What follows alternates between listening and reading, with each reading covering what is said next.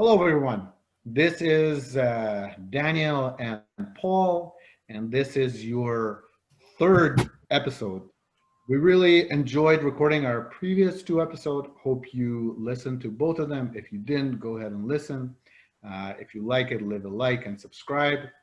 And this is our third episode, and we're going to talk again about Belarus. And Daniel, you told me that already, that probably he's not going to fall. And today is the 29th of August, and that man, if I can call him that, still grips to power. And I am so disappointed. I know a lot of people are disappointed together with me, probably yourself as well.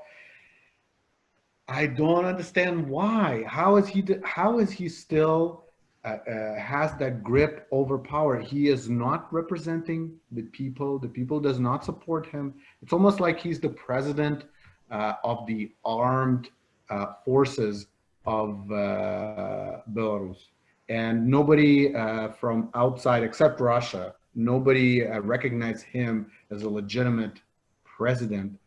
Tell me what is going on. Is he ever going away? Yeah, hi Pavel. Well, no, actually, you said that I told you that probably he's not going to fall, but beforehand, I was also like you, overwhelmed with emotions for at least like a couple of days, and I said, well, I was mistaken. He's going to fall, and we spoke about that, and then, you know, I just looked how things were developing. And here probably lies our problem. Kind of, we all were overwhelmed with emotions because those masses on the street, they kind of gave us the wrong impression. Because as you said, he's the president of the police force, of the armed forces. So yes, he is the president of the armed forces. And after all, if you've got this arm of the state that holds the people who are armed, the security forces, and if they are loyal to you, uh, you can stay in power even if most of the people are opposed to you. And we don't have to get too deep into to think, too deep. Just think about most countries like in the third war, in the third world, you don't. Governments are not very popular, but usually they hold the power. They've got guns in their hands, and in the case of Lukashenko, he's the man with a gun. So,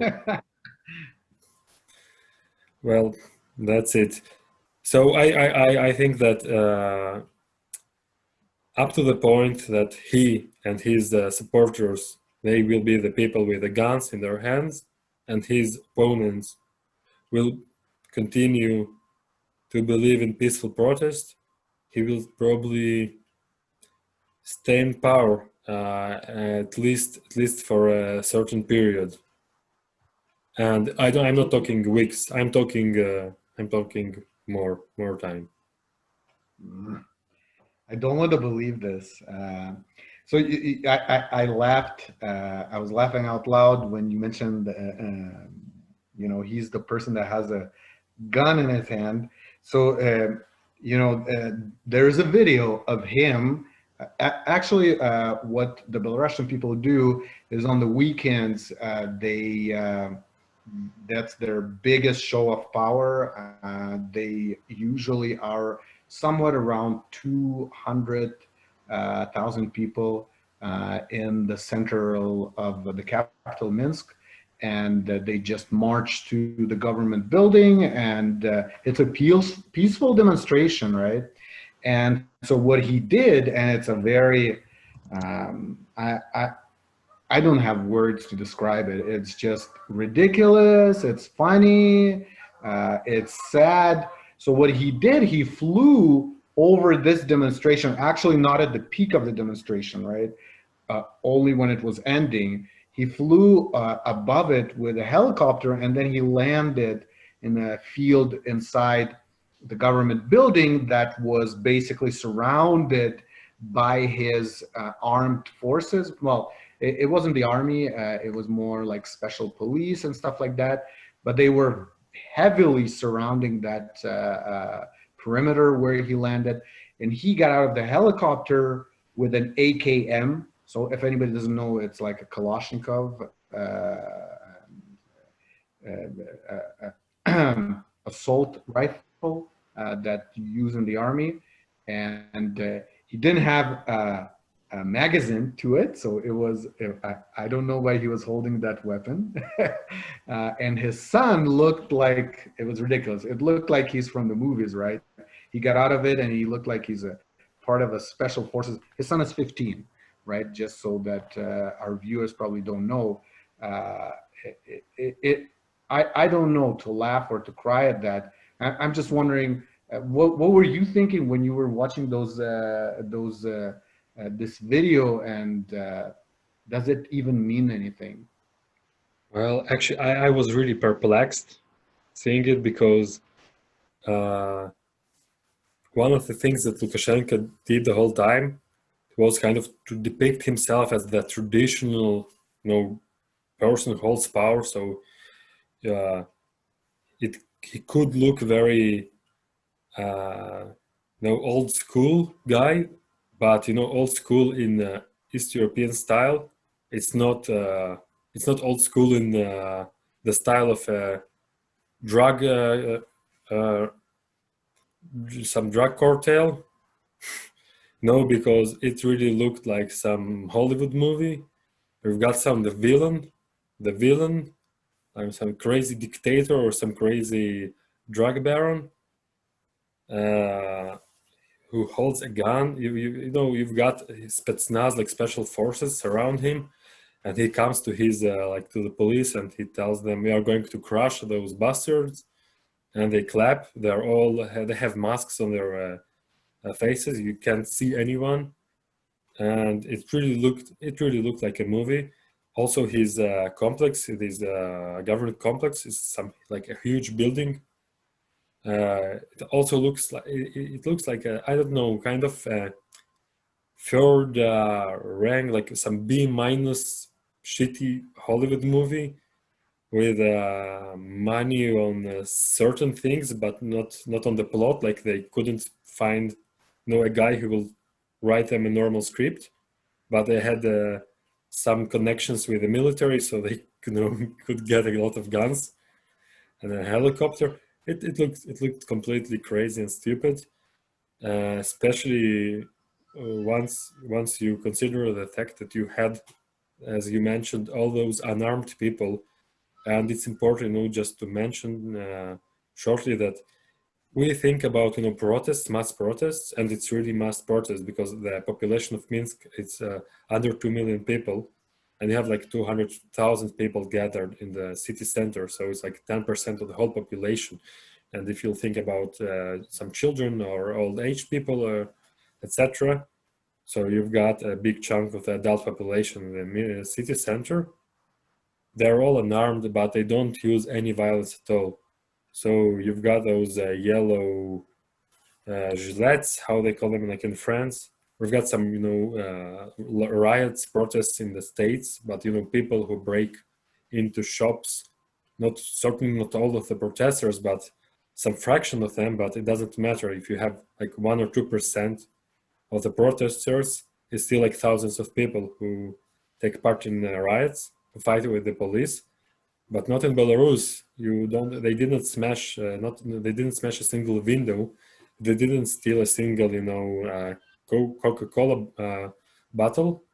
They crossed the street on green lights and stuff like that. So they're completely peaceful. You don't have any violence at all. And on the other side, you've got this guy who comes with a gun, and he actually mentioned it more than once, that like, over my dead body, like, you need to kill me first. So yeah, it looks ridiculous, uh, but things look like that exactly. We've got a crazy person, you've got some armed supporters, and you've got a majority of the population who don't want to spill blood.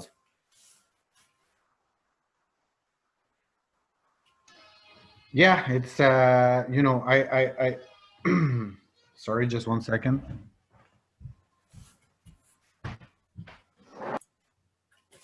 It makes complete sense to me what you said. I agree. Actually,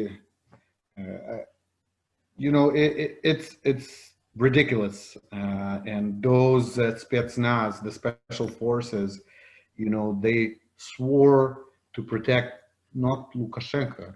They swore to protect their people, the people that are standing outside, the so-called enemy now. So it's you know, I've seen this video, which is very naive, right? Type of depiction of what's going on.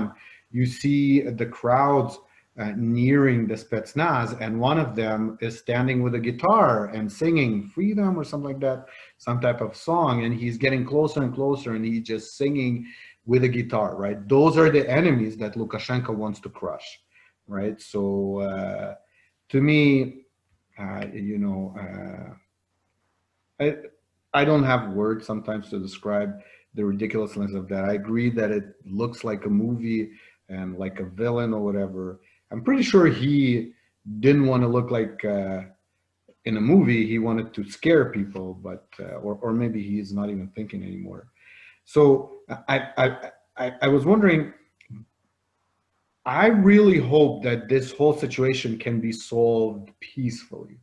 I belong to the group of people that believe that he can relinquish power and we don't need any type of war inside Belarus going on if you know, if it's an internal affair or maybe somebody external will send forces. I hope it can be solved peacefully.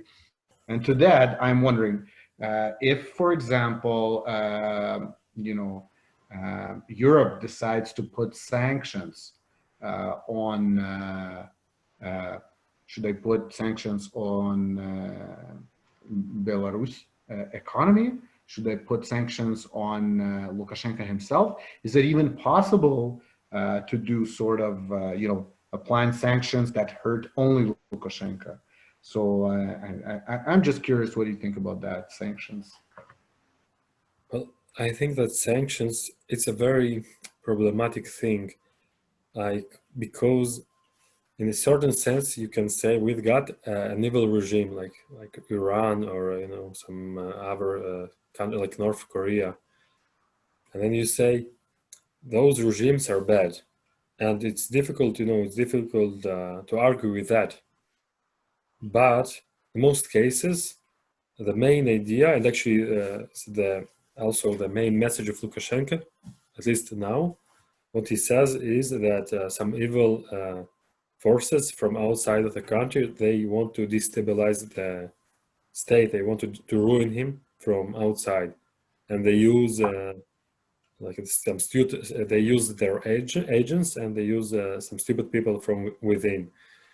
So usually sanctions, what they do, they make people inside the country more susceptible to those arguments of the dictator or their ruling class, because beforehand they didn't have this argumentation, this line of thought. And now if you've got sanctions from Western countries, so Lukashenko could say, well, you see, I told you they want to ruin us, and those sanctions, and as you said, it's how can you make Lukashenko suffer without making his whole state suffer, because after all he controls the state. So you must like the sanctions for them to work economically, it means that you need to strangle the Belarusian economy. So it means that it will hurt the small people like the public at large. Moreover, Belarus and Lukashenko, who violates human rights for a long period of time, he still is under some certain sanctions, and he was under much more sanctions, and it didn't move a thing. And like in Iran, it's also the situation. that many people, a lot of people, they say that the sanctions, they only reinforced the regime. So unfortunately, in my opinion, sanctions, they can really weaken an evil regime. So they really can make it weaker. So in that sense, they achieve their goal, but they're unable to make the people get rid of their dictator, because actually it weakens the whole state, but it actually reinforces the government. So that's the problem with sanctions. Yeah, that's something that I was afraid that, well, I am afraid that that's something that will happen, probably, potentially. There's a good chance it will happen. And my concern is that it's not going to have the right effect, or it won't even have any effect. I can tell you that, well, me personally, I live in Canada, right? And I know some people that associate themselves to diaspora of the Belarusian people, and they protested here in support of the Belarusian people, and now they're signing a petition to influence our politicians to put sanctions pressure on Lukashenko. And I hear different conversations going on in Europe as well. So there's definitely a chance of that. Um, I I always actually, when I have conversations with my Belarusian friends here, I always ask them, do you know, was there any questionnaire happening with the Belarusian people? Do they actually want those sanctions, right? Because to me, honestly, I agree that the effectiveness of sanctions is questionable. But I would say if the Belarusian people want it that bad, if they want sanctions on Lukashenko because they just had enough of him, I personally would say, even if it's not that effective, let's put sanctions on Lukashenko. Yeah, But for example, you heard the name Asma al-Assad, Assad's wife, the wife of the Syrian dictator. So, for example, yeah, she used to buy a lot of stuff in the internet, and she's pretty rich, she's got a lot of money. So they actually banned her from buying things in the internet. Like, she had her account. You had like personal sanctions on her, but do you really think that Asma al-Assad is unable to get her things because of her personal sanctions? She's got a lot of friends in Syria, so okay, she can't have it under her own account. So her, I don't know, nephew or general's wife, I don't know whom, is going to buy it for her instead. So, I mean, personal sanctions, they can't really work. And I don't think that you would like, for example, I will tell you, you know what? We will make you pay twice more for electricity and for food, and somehow you should be thankful to us for that, because kind of the people in Belarus are not rich, and they, under those conditions, they would say, you know what, like, Lukashenko is bad, but look what those people did to us. Like, I can hardly afford to buy meat right now or stuff like that. So yeah, this is exactly why I always ask the question: do the Belarusian people actually want sanctions, right? Which I think is a legitimate question, right? Like you want to make sure that if you're doing that, that the Belarusian people are with you, and that's a very complex question. yeah, But but in any case, yeah, people want personal sanctions. Like, for example, in many, like, for example, in Russia, a lot of people who are opposed to the government, so they want personal sanctions on some oligarchs, on some top officials. But those top officials, they've got a lot of different ways to go around those sanctions. So it's kind of, they tell you, okay, don't get, for example, don't give them a visa. So it's a good thing, because all those guys, they like to have a villa in the Riviera, or something. So it hurts them, but it's not going to ruin them. So he won't have a villa on the Riviera. He used to, to go there on vacation. It's good, but he's not going to die from it. But it's not going to make this guy, for example, yesterday Lukashenko's top advisor, I don't know, his right hand, he used to go to the Riviera, and now he can't do it. So he said, like, enough with Lukashenko, I'm going to get rid of that guy. I don't think that it works like that. No, that's a fair point. Fair point. The next subtopic about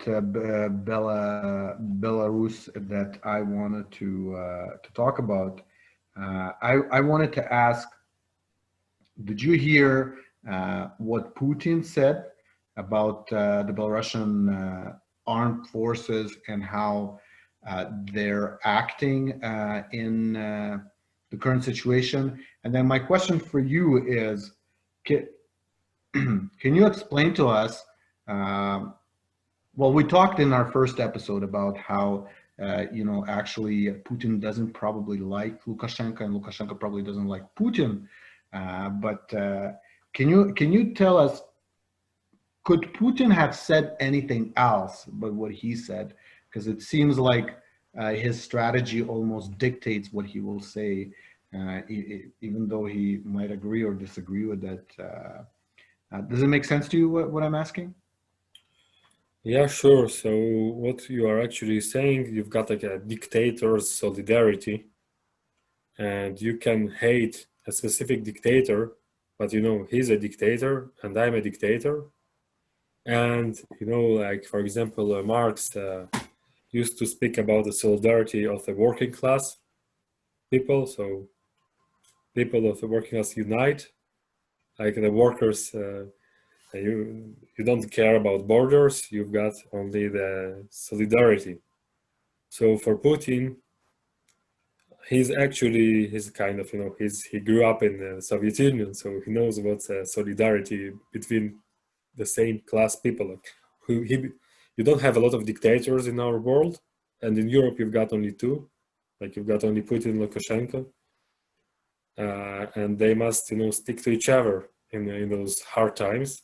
Their dictatorship is pressed, especially in Europe. It's a tough time being a dictator in Europe. Like the 30s, 1930s was a great time being a dictator. You had a lot of dictators like all around the continent, but now you've got only two left, and they can't even kill hundreds of people. So they're in actually pretty miserable state, you could say. And he understands that country so culturally tied to Russia as Belarus, if their dictator will fall, first of all, I think that even on some emotional level, like like the dictator falls, like his body dictator, he will fall. He said, like, now he will be the last dictator. Like, like the last dictator it's a sad thing being the last dictator. He will be like the bad guy. You couldn't say, because now Lukashenko is like the bad guy. Now he will be like the worst guy. And also it will make a lot of people in Russia think twice, because they will say, like they in Belarus they had this guy for 26 years with and the situation with human rights and with opposition in Belarus is much worse than in Russia. Because in Russia, despite all, you had some channels, some media who were opposed to the state, and Putin tolerated it. And you had a lot of people who spoke against Putin himself, not on the main media, like not on the government control media, but still like in the internet or some other media, not the bigger ones. But Putin tolerated it. In Belarus, no, it didn't work like that. Lukashenko tried to make everyone like shut up, and suddenly that guy, he will fall. It's going to be very bad for him. And that's thing one. Thing two, and unfortunately, I think it's even maybe more serious. I'm afraid that Lukashenko as well as Putin, that is partly believed to the myth they created themselves. So they think that the West and some evil Western powers want to destroy them and their countries as well. And Lukashenko, more than Putin, he really seems to believe in that myth he created. So I don't say that he's like 100% like stupid and believes in it, but he repeated it for 26 years, and all the people around him, they keep repeating it the whole time. So I think that he started believing in his own creation. Yeah, completely makes sense to me. So last 2 points that I kind of wanted to discuss. Uh, First, I was disgusted to hear what Lukashenko said about. For our viewers, if you haven't listened, haven't heard about it, there was an initiative to do a human chain from Europe to Belarus, and those are regular civilians, unarmed people, and they did this chain, and of course, this chain of a human chain had to go through the border of Belarus, and so Lukashenko said that this is exactly how World War II started. So, in my opinion, it's ridiculous. It's a crime, in my opinion, for him to say something like that. To compare, his own people saying, "We had enough of you, go home," to compare that to World War II crimes, and that's just out of this world. And he is. He is a very slimy politician, and he will say everything to survive. That's what I think. And what I want to ask you, Daniel, and of course, feel free to comment on what I just said as well. Do you think, please say yes, that Lukashenko will end up like Ceausescu? Uh, First of all, I would just like to comment on what you said about like World War II, and so it's one of the major topics of discussion, like Lukashenko's propaganda, World War II, and actually he usually tries to get some money from Western Europe, from the EU. Sometimes he tries to get some money from Russia, and he used to play on that balance the whole time, like to get from both and to be unloyal to both most of the time, actually. So you can't really say that he was Putin's man, for sure not, but he was closer to Putin on some cultural level, like on the way that they see the world.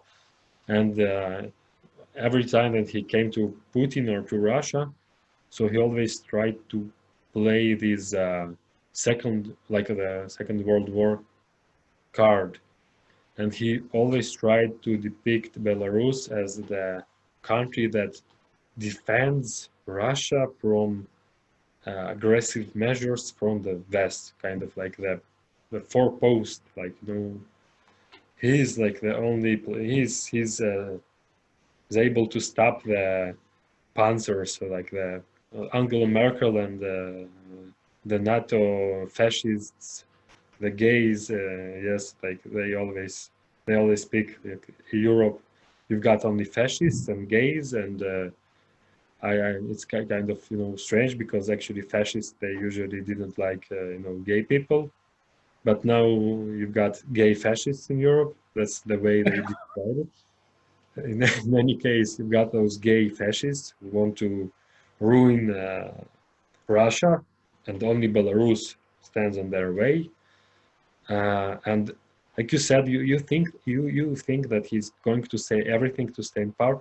Probably you are correct, but as I just mentioned, I think that he started believing in this myth. Now he said that like the Poles, they want to conquer part of the country, like and it's not exactly clear to me because I read some stuff and people really said that it looks as if Lukashenko really believed in, at least in some of the things he was saying. It looks ridiculous to us, but don't forget the fact that once you are surrounded by people who always, like you're a dictator and you destroyed all opposition and you don't want to hear some, bad opinions about you, you've got only people who will reinforce your opinion, and you get this kind of information the whole time and you start believing in it. So it's not so far-fetched to say that he can really believe that maybe this comparison, like, it sounds completely detached from reality to you and me, but for him maybe it doesn't sound so stupid. Like maybe for him it sounds reasonable to say it, because otherwise he wouldn't say it, right? Because like if he would think that other people would think like us, it would be them, like it would actually make him look extremely stupid. So he wouldn't like to do it. That's like the first thing. The second thing that you ask is whether he's going to be, killed, like killed by his enemies. And you know, I think that if he's going to use, like, the more force he's going to use against the opposition right now, it makes such an ending more reasonable because, as we just mentioned, the Belarusian protest is extremely peaceful. It's like extremely peaceful. You can hardly compare it with anything like you saw. People don't want to use violence. So on one side, it's like very problematic because if you are not ready to use violence to defend your rights, so it's enough for the other side to use a bit of violence, and they are armed, so they can win. But at the same time, it means that they don't want to spill blood. They want just to get rid of this dictator and continue living. They want changes to the better and without using force. Because a lot of revolutions who became bloody, they didn't improve people's lives. It actually made things worse. So it means that this peacefulness of demonstrations, so it's like two-sided coin. But if Lukashenko, and he already used force, and he now after initially he got scared, but now what he is doing, he doesn't suppress all the protests, but every time when you've got like the smaller protests, he started to suppress them, and the bigger ones. So he says, okay, we will wait, and we will arrest some of the more active people later.